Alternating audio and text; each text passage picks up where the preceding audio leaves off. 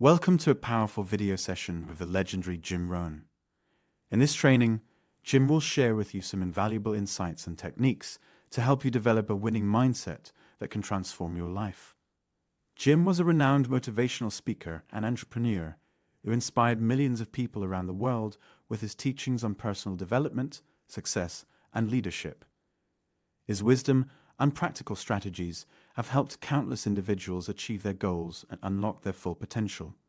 So get ready to learn from one of the greatest minds in the personal development industry as Jim Rohn shares his mindset training with you. Success is something you attract by becoming an attractive person. What would make you an attractive person in the marketplace? So you have the best chance to get the best job, to get the best pay, to have the best opportunity, work with the best people, be welcome at the best tables of learning and enterprise, to sit at the conference table of promise and future. How do you get there? Some things to remember. This first little part I call acceptable and unacceptable behavior. Now, part of our learning affects us in the marketplace. The skills we've developed affects us in the marketplace. You might have had to go to school to work in a certain segment of the marketplace. If you're going to be a doctor, you've got to go to the proper school. If you're going to be a lawyer, you've got to go to the proper school. But there's something else now that affects us all in the marketplace that I want to deal with here, and that's called behavior in the marketplace. Not just your skills, not just your learning, not just what you know, but how you behave. Key phrase, the things that make you obviously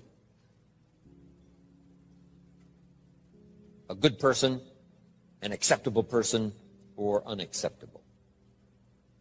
First of all of us must study our marketplace as to what might be acceptable or unacceptable. But let's cover some of the obvious, and that'll lead to the rest of the list. I've just got 3 or 4 here to cover, and then you can think about the rest and ponder those. Here's one thing to remember in the marketplace. You must be ultra-conservative in the marketplace.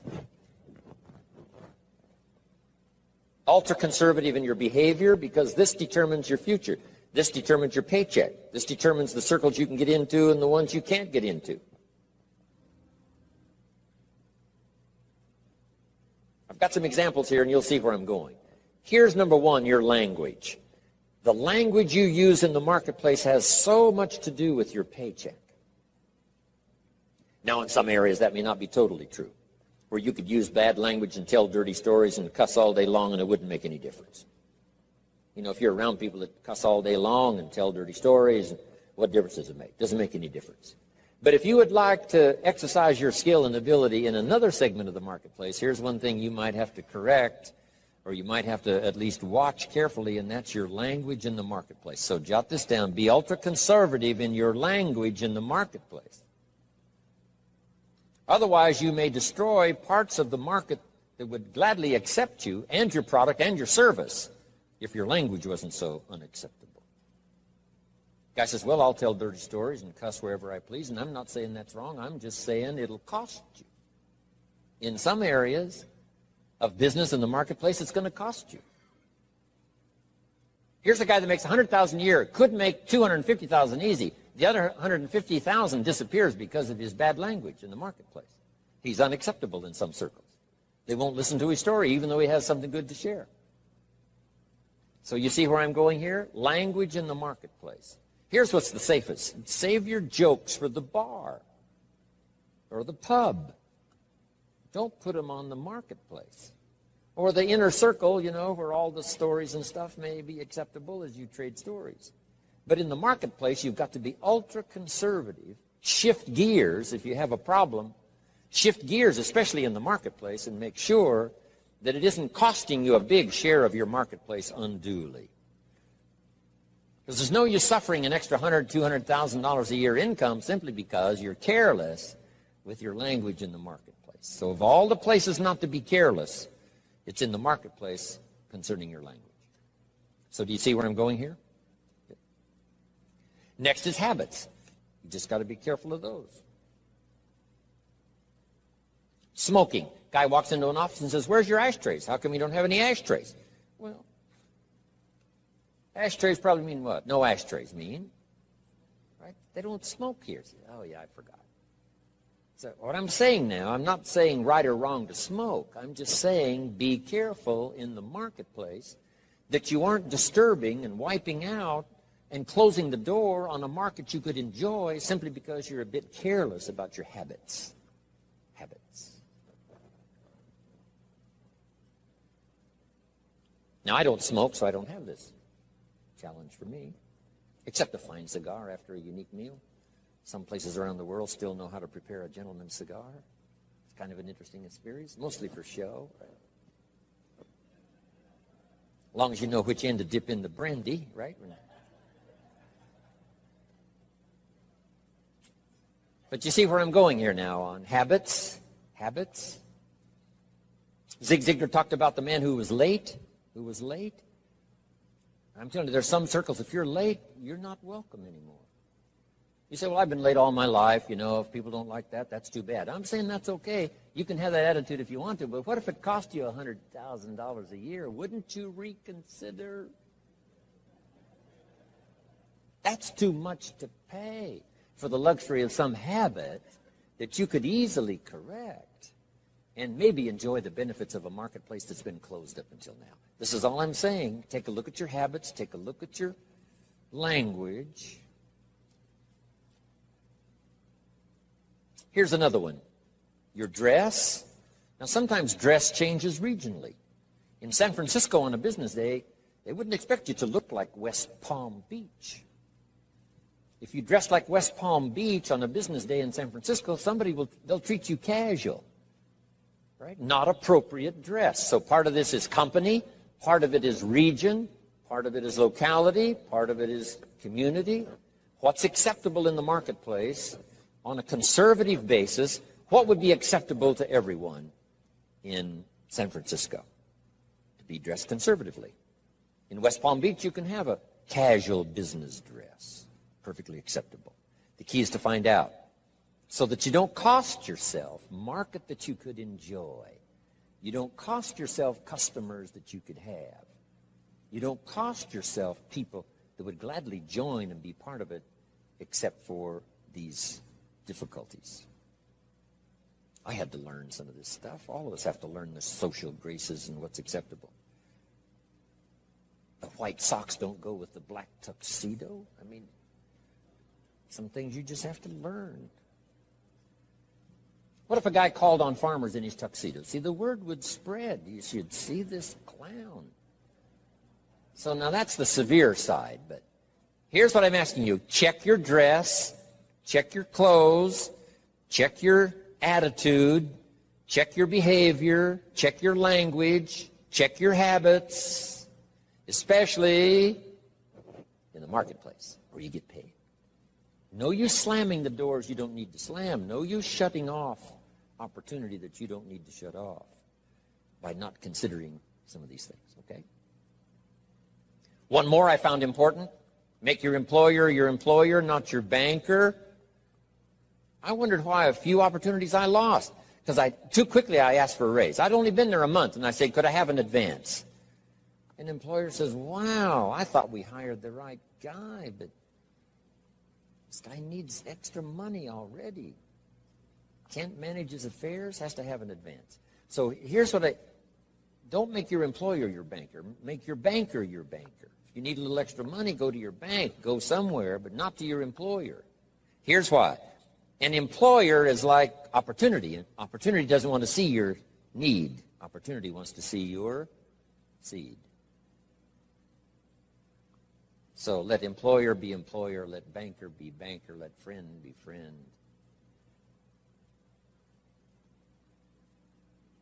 I found it was a bit unwise to make a friend a banker or a relative a banker. Do you know why you go to a minister to discuss certain things? So that he won't disclose it to the marketplace. And you go to your doctor to disclose it so he won't disclose how weak and sickly you might be. So you don't bring your sickness to the marketplace and talk about it. You talk that over with your doctor. Talk over your maladies and your problems to your doctor. So jot this down. It's called show your seed and hide your need. In the marketplace especially. Show your seed. Show your willingness. Show your desire. Show your hard work. Show your work ethic. Show your arrive early, stay late attitude. Show that, but not your need. The marketplace is not interested in your need. Next is code of conduct. It's not a bad idea to take a piece of paper someday and just jot down what is your code of conduct. What do you expect from yourself? Some things you will do, some things you will not do. Jot this phrase down. What I want to be known for. Here's what I want to be known for. And that's not a bad list to make. As we're building our reputation day by day, week by week, month by month, and one opportunity leads to the next, depending on what we're known for. These are some of the things that may not appear in your resume. You know, you've been to school and you learned these skills and you worked for this company and you were there 9 years and so on. In addition to that now, what's really important, especially for your own psyche, is to make a list of what you would like to be known for. I wanted to be known for always doing my best. I never wanted anyone to be disappointed, at least in my presentation. They might be disappointed with my ideas because they thought I was wrong. They might be disappointed with my position because they thought it wasn't right. And they might be, disappointed because, I didn't say what I believed, was contrary to what they believed. They might have been disappointed in that, but they were never disappointed in my sincerity, never disappointed in my ability to speak from my heart and my soul. If you have charge of some of my life and you send me off to another country, I promise to represent you grandly. I promise you won't have to stay awake nights wondering about Jim Rohn if you've sent him to Paris. I want you to be able to say, forget about Paris, Jim Rohn is there. He'll take care of it in the best style. He won't show up late and he won't show up drunk. He will represent us well. So have you got that good question now? What do I want to be known for? I want to be known for being on time. I want to be known for staying late. I want to be known for not ignoring anyone. I want to be known for my unique ability in conversation as well as presentation. I want to be known for the fact that I care for kids as well as adults. I want to be known for the company's interest as well as my own. I want to be known for one who helps to feed the goose.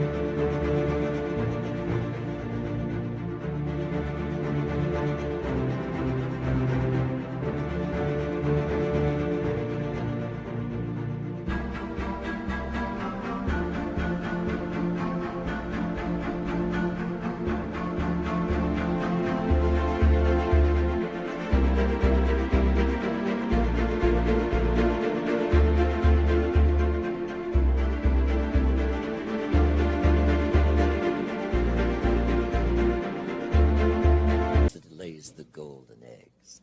I want to be known. I want to be known for my leadership skill. I want to be known for my attitude. I want to be known. What would that list be if you were to make it? Here's what I want to be known for.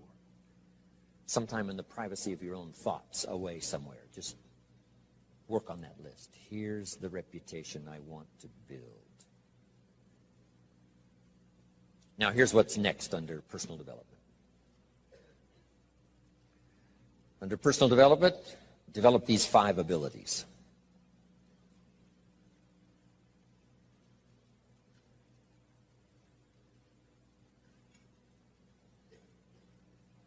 First of all is the ability to absorb.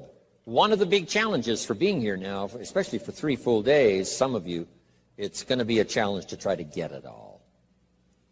But I'm asking you to do that. In another seminar I do, here's a little phrase I have. For the future, pay attention. See if you can.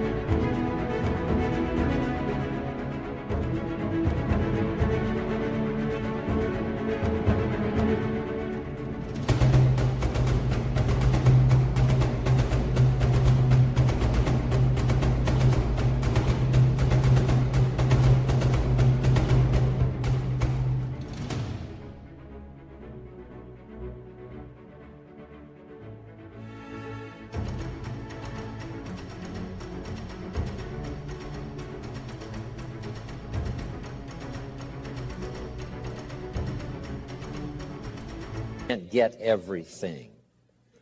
Every word possible, every idea possible. It's easy to let your mind wander, right, and not really concentrate and dig in and make these days extraordinarily valuable for you. Absorb the atmosphere. Absorb the drama of the occasion.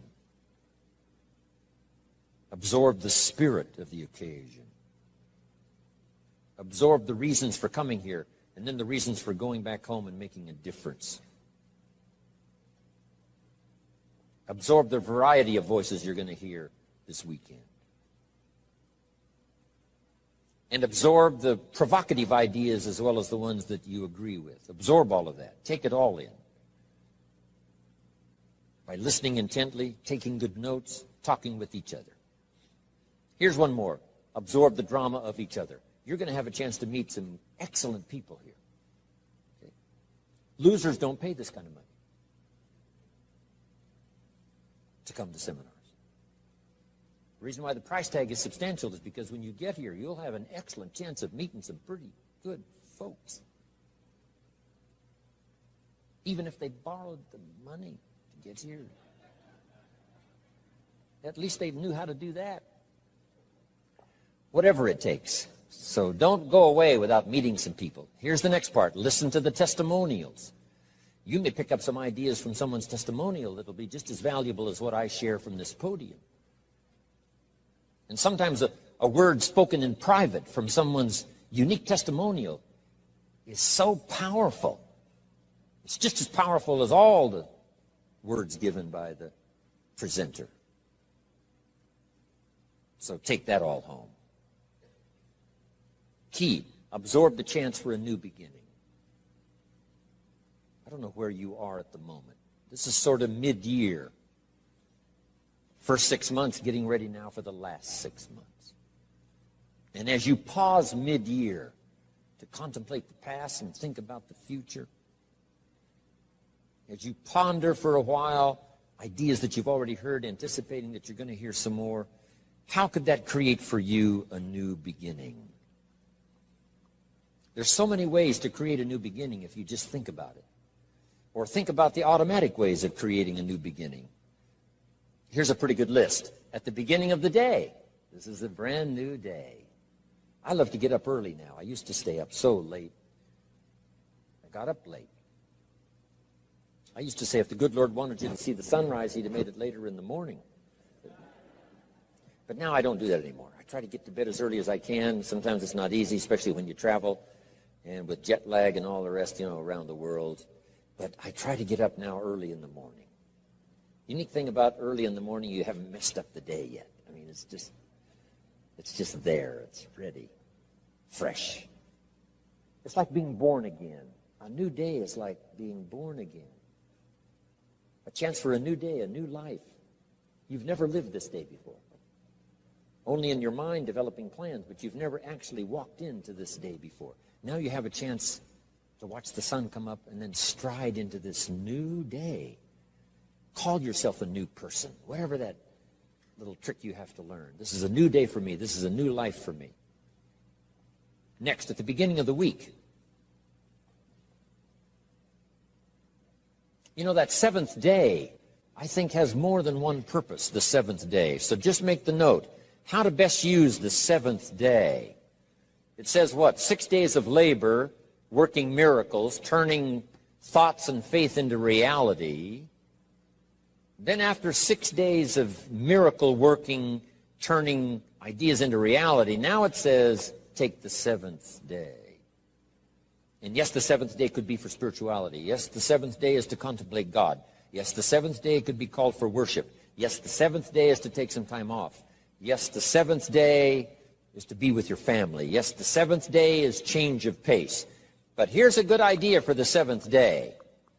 To go back over the last 6 and get ready for the next 6. You just pause that seventh day.